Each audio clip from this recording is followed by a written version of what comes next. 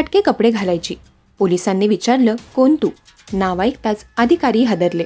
लखनौ उत्तर प्रदेशातील गाझियाबाद येथून एक प्रकरण समोर आले आहे, जे ऐकून तुम्हाला आश्चर्य वाटेल।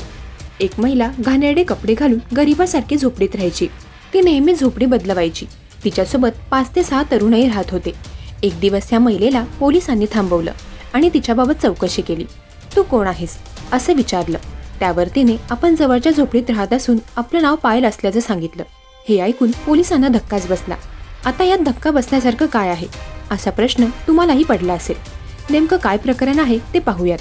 सोन्याच्या नाण्याच्या नावाखाली लाखो रुपयांची फसवणूक करणाऱ्या टोळीचा शोध मुरादनगर पोलीस घेत होते। या टोळीची मुख्य सदस्य एक महिला होती।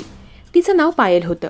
घाणेरडे कपडे घालून फिरणाऱ्या महिलेला पोलिसांनी थांबवून विचारलं की तू कोण आहेस?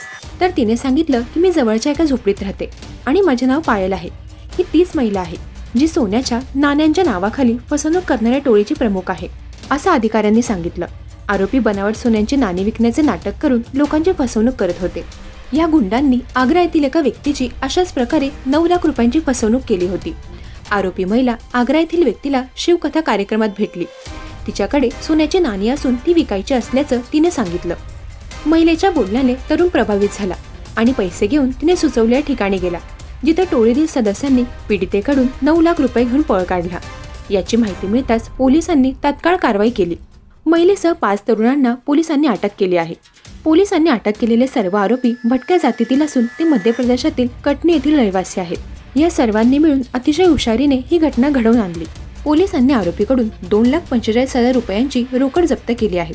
दरम्यान 7वा आरोपी बेपत्ता आहे। त्याचा शोध घेण्यात येत आहे।